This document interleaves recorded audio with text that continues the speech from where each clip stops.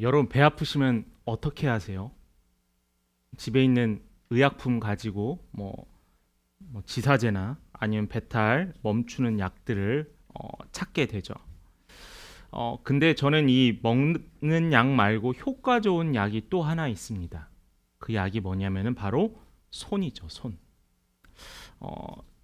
제가 어렸을 때, 이제 지금은 저도 이제 아이들이 다 커서 그러진 않지만, 어렸을 때는 아이들이 아빠 배 아파 하면은 손으로 따뜻하게 해서 아이의 배를 계속 문질러 줬던 기억들과 이제는 추억들이 있습니다.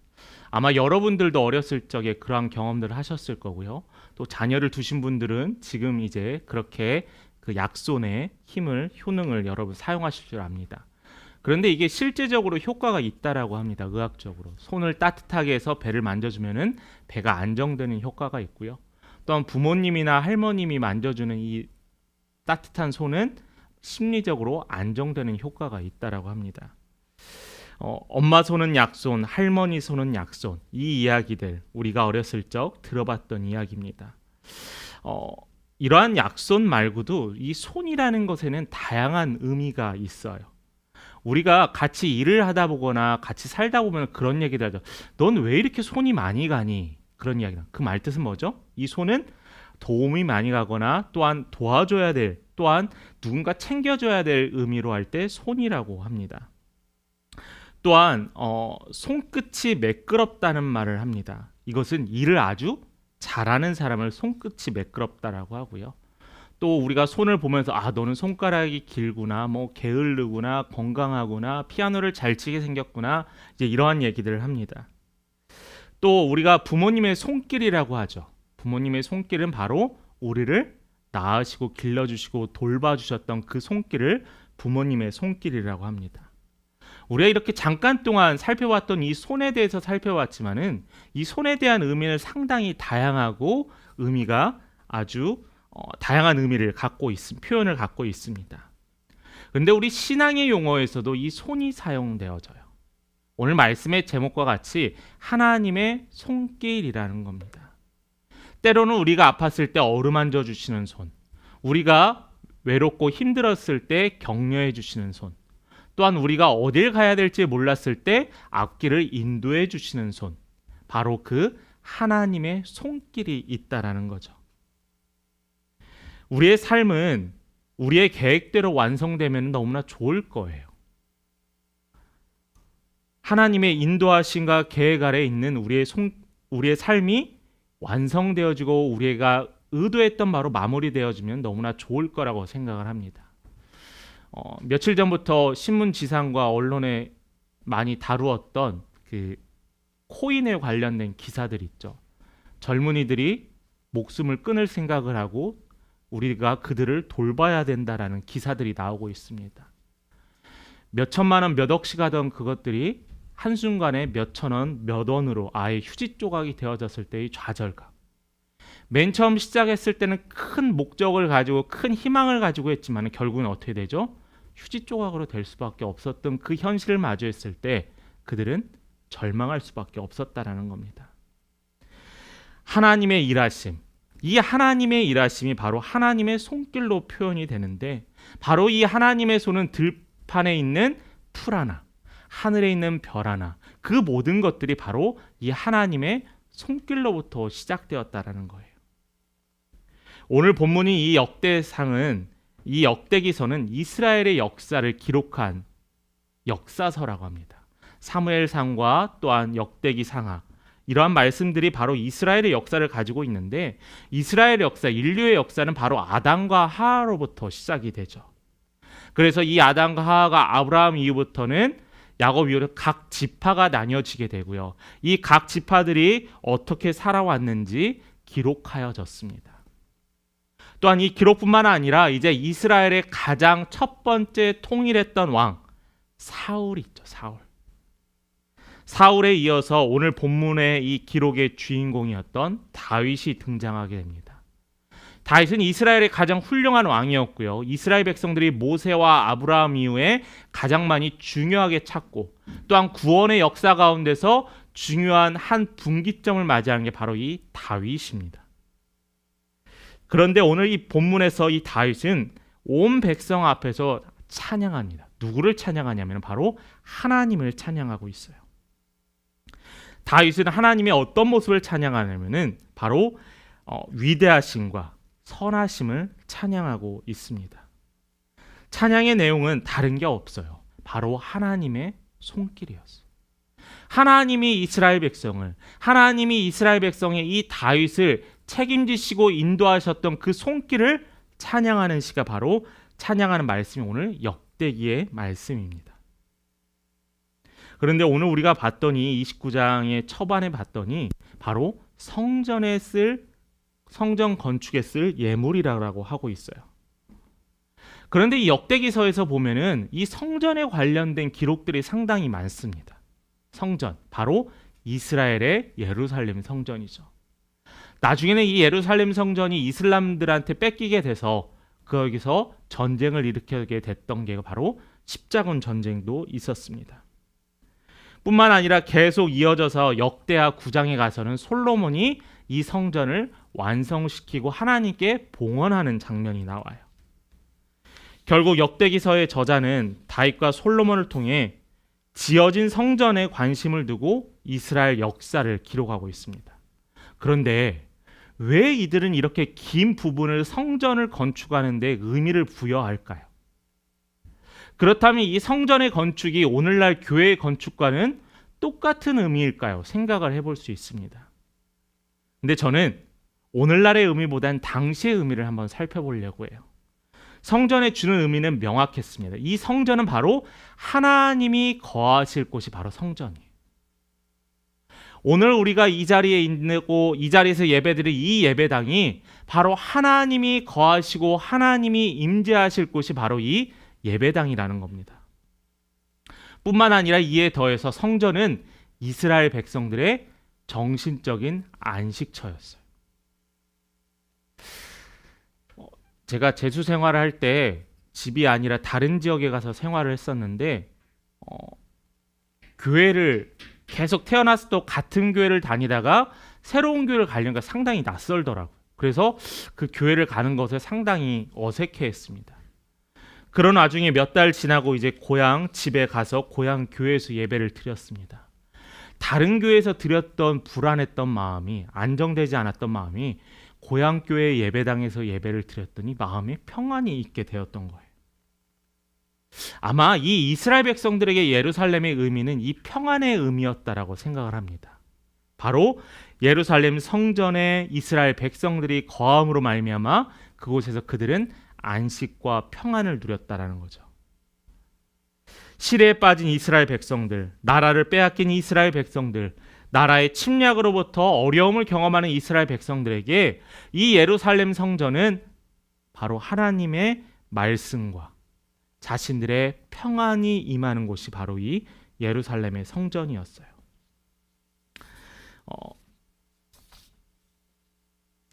우리가 하나를 더 살펴보자면은 역대상 오늘 본문의 말씀을 한번 보도록 하겠습니다. 역대상 29장 13절의 말씀입니다.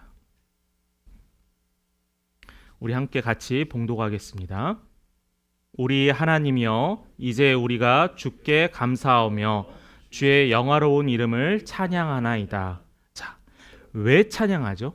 왜 감사하죠? 바로 이곳에 하나님의 성전에 쓸 예물을 준비했기 때문이라는 거예요. 우리는 무엇이든지 완성되고 나서는 감사할 수 있습니다. 내가 원하던 바나 내가 졸업을 하거나 내가 특별한 일들이 있으면 감사할 수 있어요. 그런데 이 다윗은 이 모든 과정 속에서 감사한다는 거예요. 이게 다르다는 겁니다. 과정 속에서 감사했어요. 때로는 이 과정이 내가 힘들고 지치고 낭망할지라도 이 과정 안에서 하나님께서 우리에게 위로하시고 우리와 함께해 주셨다라는 거예요. 하나님의 사람 다윗 왕은 왕위에 등극하자마자 국권을 회복했습니다. 그리고 잃어버린 국토를 무수한 전쟁을 통해서 회복했고요. 그 땅에 평화를 정착시켰어요. 그리고 나서 무엇을 하려고 했죠? 바로 하나님의 성전을 지으려고 했습니다. 하나님의 성전.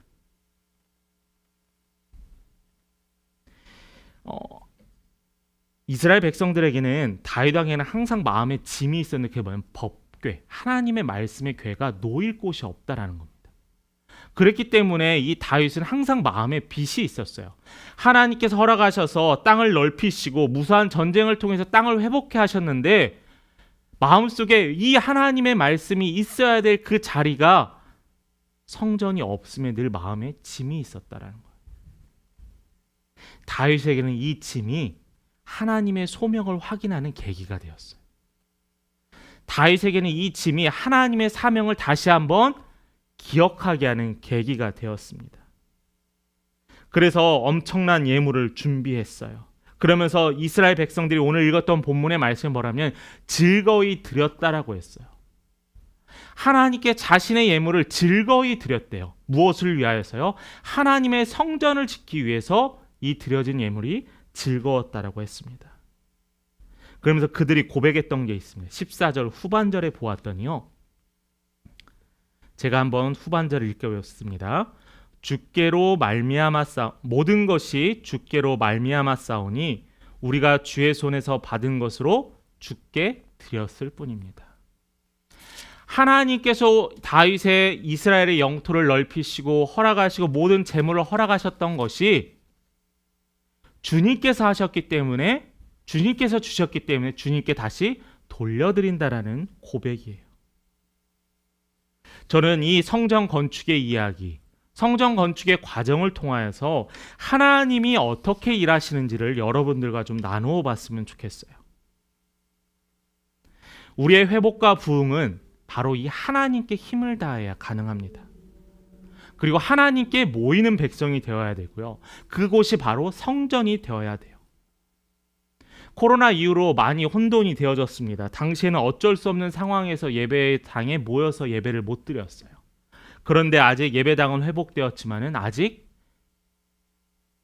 예배의 전은 차고 또한 기도의 전인 열리지 않고 있습니다. 우리가 왜 귀하고 존귀하신 이 하나님께 적선하듯이 또한 마지못해 신앙생활을 하고 있습니까?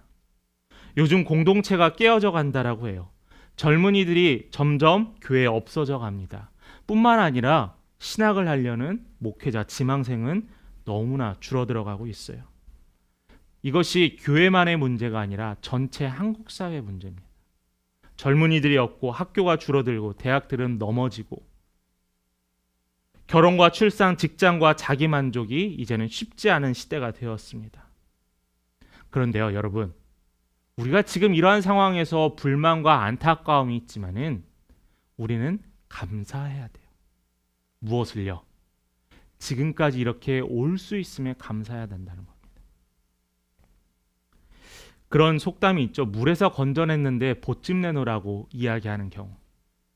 저는 이러한 것들을 저의 신앙생활에서 또 우리의 신앙생활에서 똑같이 경험을 해요. 하나님께서 나를 이렇게 인도하시고 이끌어 주셨는데 나는 거기에 대해서 왜 하나님 이것도 허락하지 않으십니까? 왜 하나님 저에게 주기로 하셨던 이것은 왜 주지 않으십니까? 라고 하면서 하나님께 오히려 나의 것을 내놓으라고 하는 경우가 주위에서 너무나 많이 보고 있다라는 거예요. 여러분 가정, 여러분들의 만남, 또한 우리 교회가 세워진 이 모든 것 다 주의 은혜였기에 가능하다라는 겁니다. 분명히 잘못되었습니다. 성벽을 완공하기 위해 서로 힘을 다해야 돼요. 물에서 건져냈고 짐을 달라는 것이 아니라 성전을 건축할 수 있도록 마음을 주신 것도 감사할 것이고요.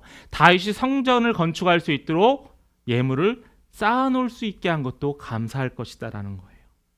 또한 다윗이 감사해야 될 것은 이스라엘 백성들이 한 마음으로 기대하고 있다라는 겁니다. 제가 함께 걷는 교회 첫 예배 때 말씀했던 그 느헤미야서의 말씀에 보면은 느헤미야는 성벽 건축할 때 각 지파나 각 가정에 맞춰서 적당히 설치된 할당된 분량이 있었습니다. 성벽의 건축에 대해서. 여러분, 노예로 삼겨졌던 이스라엘 백성들이 구출되어지고요. 성벽을 건축하게 되었습니다. 누군가는 이렇게 이야기할 수 있어요. 우리가 인재 노예 생활에서 벗어나서 아직 나의 삶의 터전이 완성되지 않고 내 집도 없는데 왜 성벽을 먼저 건축해야 됩니까? 라고 불만 가질 수도 있어요. 그런데 이스라엘 백성들은 그 어느 누구도 여기에 대해 불만 갖지 않았습니다. 불만 가졌던 이들은 하나님의 징벌이 있었어요. 이 성벽의 재건 누구 특별한 사람만 감당하는 것이 아니라 모든 가문들이 감당하고 하나님께 감사히 지었다라는 거예요. 저는 이러한 모든 것들이 무엇을 통해서 가능하냐? 하나님의 손길이라는 겁니다.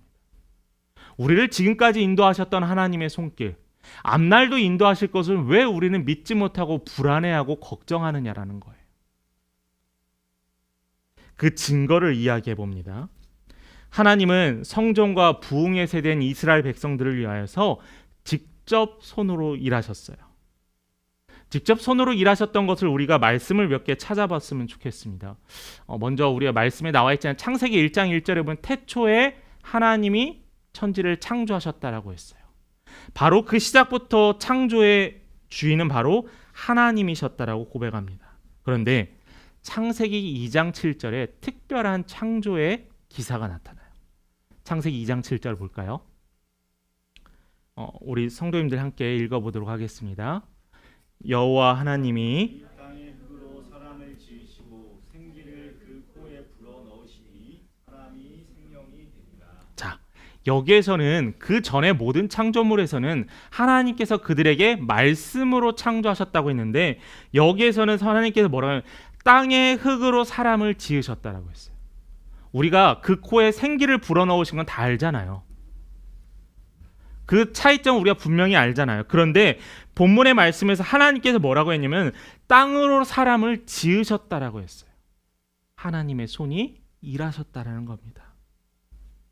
직접 진흙을 이기셔서 만드시고 하나님의 호흡인 생명을 불어 넣어 주셨어요. 또 하나의 말씀을 함께 봅니다. 이사야서 64장 8절의 말씀입니다. 우리 함께 같이 읽어보겠습니다. 그러나 여호와여 이제 주는 우리 아버지시니이다. 우리는 진흙이요 주는 토기장이시니 우리는 다 주의 손으로 지은 것이니이다. 자, 주는 토기장이 나는 그의 진흙, 그의 흙이라고 했잖아요. 여기서 하나님은 스스로 뭐라고 드러내셨냐면은 토기장이라고 했습니다. 토기장. 저희 집에 가면은 직접 만든 밥그릇이 4개가 있어요. 가족 여행을 갔을 때 도자기 만드는 체험을 했었는데 근데 거기 갔을 때는 저희는 물레를 돌리진 않았습니다. 전문가가 아니고 초보였기 때문에 이렇게 흙을 만들어서 도기를 구웠었어요. 자기를. 그런데 한쪽 편에서 전문가들이 물레를 굴리면서 도자기를 만드는 장면을 보니까 조금이라도 힘이 주어지면은 그 돌아가는 힘에 의해서 자기가 금방 모양이 엉클어지고 말더라고요. 그래서 이 물레를 돌리고 또한 토기를 만드는 이 토기장의 손길은 균열하게 힘을 주고 정성스레 집중해야지 좋은 토기가 나오게 되어 있습니다. 한낱 이 그릇을 만드는데도 이렇게 정성스럽게 했는데 우리 하나님께서는 우리를 창조하실 때 얼마나 정성스럽게 하셨을까요? 이사야 선지자가 자신과 자신의 백성들이 모두 진흙이라고 이야기했습니다. 그 말의 뜻은 뭐냐면 하나님 나는 진흙이고 우리는 진흙이오니 하나님께서 나를 만들어 주옵소서. 하나님께서 나의 삶을 만져 주시옵소서라고 하는 고백이에요. 모든 만물을 사랑이 가득하게 정성스레 만드셨던 하나님. 창조의 의미는 인간의 창조의 의미는 하나님께서 우리 인간들을 향해서 그분의 손을 사용하셨다는 겁니다. 그러므로 말미암아 우리는 하나님께 속했다는 것을 잊지 마시기 바랍니다. 두 번째는 하나님께서는 그의 손으로 우리를 구원해 주시고 보호해 주신다는 겁니다. 다윗의 찬양에서 몇 개의 예를 찾아봅니다. 시편 136편 12절의 말씀입니다.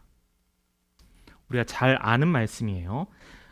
강한 손과 펴신 팔로 인도하여 내신 이에게 감사하라. 그 인자하심이 영원하미로다. 또 하나의 말씀 같이 읽어보면 시편 17편 7절의 말씀입니다. 시작. 주께 피하는 자들을 그 일어나 치는 자들에게서 오른손으로 구원하시는 주여, 주의 기이한 사랑을 나타내소서. 자, 이 두 말씀 외에도 이 오늘 역대상을 나타났던 이 다윗, 또한 시편에서 찬양으로 고백했던 이 다윗은 하나님이 일하심과 하나님의 손길을 구하며 하나님께 찬양했던 자였습니다.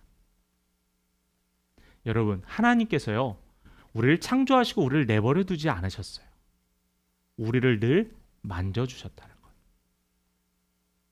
우리 이렇게 성인이 되고 장년이 되어서 모든 것이 결정되고 끝났다라고 하지만은 지금 이 시간에도, 지금 이 순간에서도 하나님은 당신의 손길을 통하여 우리를 만들어 가고 계신다라는 거예요.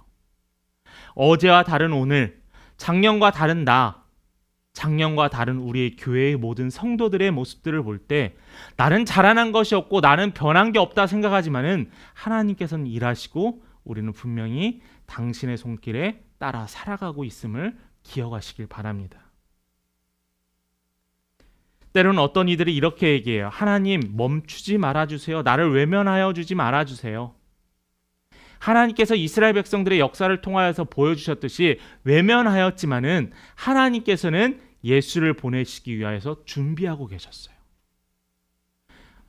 구약의 마지막 선지자 말라기 선지자를 통하여서 400여 년간 침묵하셨던 하나님이 아니라 기다리고 바라보셨던 하나님이셨다라는 거예요. 그래서 우리는 절망할 필요 없습니다. 우리는 좌절할 필요 없어요.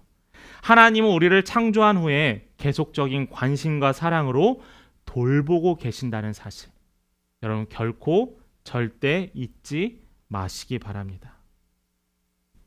여러분 삶 가운데 왜 이렇게 되는 일이 없어라고 이야기할 수도 있어요. 왜 이렇게 교회 오는 것 하나도 이렇게 힘들어라고 생각할 수 있습니다. 그런데 여러분 기억하십시오. 하나님은 당신의 손을 절대 놓고 있지 않으십니다. 마지막으로 하나님의 손은요, 하나님은 그분의 손을 통해서 주세요. 역대상 29장 16절의 말씀을 보겠습니다. 같이 읽어보겠습니다. 같이 읽습니다. 시작. 우리 하나님 여호와여, 우리가 주의 거룩한 이름을 위하여 성전을 건축하려고 미리 저축한 이 모든 물건이 다 주의 손에서 왔사오니 다 주의 것이니이다. 아멘. 다윗은 하나님의 성전을 건축할 재료를 모으기 위해서 하나님께 기도했어요. 무엇까지요? 재료를 모으는 것까지요.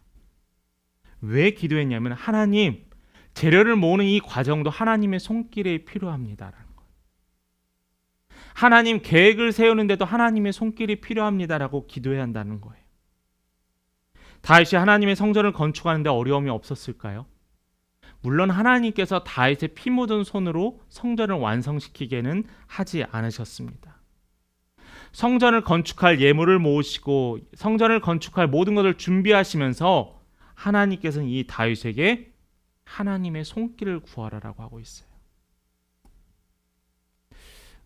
지난주에 최근에 개척하신 목사님들을 지방교회에서 이제 만나는 시간들이 있었습니다. 근데 그 선배 목사님들이 오셨는데 제가 전에 사역했던 곳이 성남 구시가지였거든요. 성남 구시가지에서 재개발들이 엄청 일어납니다. 뭐 5,000세대, 뭐 3,000세대 몇 곳에서 동시에 일어나고 있어요. 근데 문제는 뭐냐면 교회들이 좀 문제가 생기게 되었습니다. 예전에는 재개발하면은 종교부지 없고 교회 건축하고 또 많은 성도들이 아파트 통해서 들어오니까 부흥할 거야라고 했는데 요즘은 차라리 재개발이 없었으면 좋겠다라고 합니다. 돈의 문제가 아니고요. 이 재개발을 통하여서 뿔뿔이 흩어지고 다시 모으는 게 걱정이 돼요. 과거에는 교회를 건축하면 성도들의 헌신도 있고 열정도 있었는데 지금은 그런 시대가 아닌 것은 분명한 것 같아요. 그래서 차라리 낡아도 좋으니 이곳에서 예배드렸으면 좋겠다라고들 합니다.